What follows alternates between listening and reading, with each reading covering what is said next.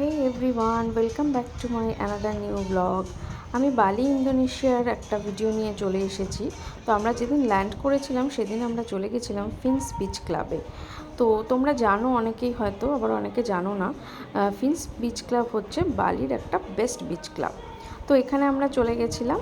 R good thing is that কে you are on the beach for free. Yes, if you want to just visit Fins Beach Club to check it out, just go through their security check-in. And mind it, you are not allowed to take in your own beverage, not even water bottle. They will hold it and they will label it with your name. Then when you will go back, you can just grab your bottle or your stuff from them. That's it. তো আমরা lunch করার পরে এটার উদ্দেশ্যে বেরিয়ে পড়েছিলাম, কেন কি রাস্তায় খুবই ট্রাফিক হয়। But good thing is that we just arrive before the sunset. দেখো তোমরা, অলরেডি কিন্তু অন্ধকার হয়ে গেছে। আর হ্যাঁ, এখানকার এন্ট্রি ফিস নেই, বাট থিং ইজ দ্যাট কে either you have to rent a bed from their beach side bed, otherwise you can just grab a bar top or bar seat facing to the water to view the beach, but there is a minimum spend, just mind it, so just তুমি বসলে আর যে কোনো কিছু একটা খেয়ে নিলে এরকমটা নয়। এখানে অনেক রেস্টুরেন্ট আছে, দেখো আমি ঘুরে ঘুরে দেখাবো। তো এই রেস্টুরেন্টগুলোতে গিয়ে দেখতে পাবে ওদের কত মিনিমাম স্পেন্ড মেনু কার্ডের নিচে একদম মেনশন করা থাকে। So you have to just spend that amount only, otherwise you are not allowed to sit at the bar top area also. But আমরা তো জলে নামার জন্য একদমই রেডি ছিলাম। বাট আমার যেহেতু অ্যাক্সিডেন্টে 4-5 দিন পরে আমরা গেছিলাম, আমরা যাওয়ার আগে অনেক কিছু প্ল্যান করেছিলাম যে এখানে গিয়ে আমরা কি করব, আর এত ভিডিওস অ্যান্ড অল আমি তার আগে চেক করেছিলাম, যার জন্য আমি এই জায়গাটার জন্য এত বেশি এক্সাইটেড ছিলাম। বাট যাওয়ার আগেই আমার অ্যাক্সিডেন্টটা হয়। আমি জানতাম যে জলে নামতে পারবো না, বাট এটা নিয়ে এত রিসার্চ করেছিলাম আর এত ভালো লেগেছিলো যে আমি ভেবেছিলাম অ্যাটলিস্ট আমরা যাবো ওখানে, একটা রিল্যাক্স করে কোয়ালিটি টাইম স্পেন্ড করবো, অ্যাটলিস্ট একটা ক্যান্ডেল লাইট ডিনার তো করবোই।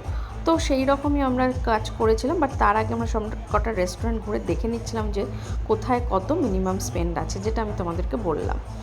বাট সেটার পরে আমরা ambience and pocket everything check করার পরে একটা বারে গিয়ে আমরা বসি, যেটা কিনা বিচ ভিউ ছিল, আর সেখানে আমরা ক্যান্ডেল লাইট ডিনার করি। সেটা আমি তোমাদের দেখাবো। দেখো আমরা সেই রেস্টুরেন্টটাতে চলে এসেছি, আর ওদেরকে বলেছিলাম যে আমরা ক্যান্ডেল লাইট ডিনার করব, তো ওরাই আমাদেরকে কিন্তু এই রেস্টুরেন্টটা সাজেস্ট করেছিল।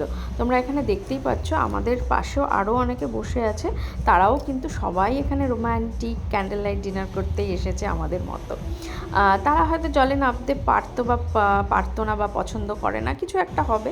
বাট আমার মতো কিন্তু আমি অনেককেই এখানে দেখেছিলাম, কারোর ব্রোকেন লেগ নিয়ে কেউ এসছে, আরও একজনের ছিল ব্রোকেন হ্যান্ড, ওদের প্লাস্টার করা ছিল। আমার মনে হয় যারা আমার মতন এরকম জলে নামতে পারেনি তারাই শুধু এখানে বসে ক্যান্ডেল লাইট ডিনার করছিল, কেন কি আমাদের কাছে আর কোনো অপশান ছিল না।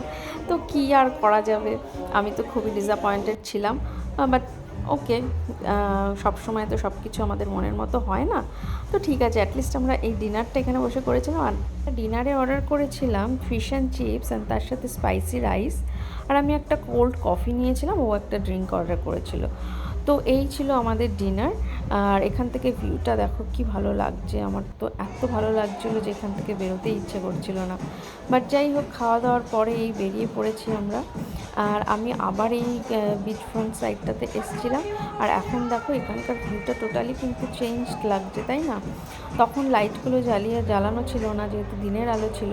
বাট এখন যেহেতু ওরা লাইটগুলো জ্বালিয়ে দিয়েছে, এখন দেখতে খুবই সুন্দর লাগছিল। তো তোমরা যদি কেউ প্ল্যান করো যে বাড়িতে আসবে, তাহলে কিন্তু আমি বলবো এই জায়গাটা একদম মিস করো না। হয়তো বাজেটটা একটু বেশি হবে, বাট এখানে আসার পরে তোমরা বুঝতে পারবে যে তোমরা কিন্তু একদমই যেটাকে বলে ডিসঅ্যাপয়েন্টেড তোমরা হবে না। ঠিক আছে, চলো, তোমাদের কেমন লাগলো ভিডিওটা জানাতে একদম ভুলো না। তোমরা খুব ভালো থেকো, আমি আবার চলে আসবো আরও একটা নতুন ভিডিও নিয়ে তোমাদের জন্য বালি থেকে। Till then, bye bye, take care all of you.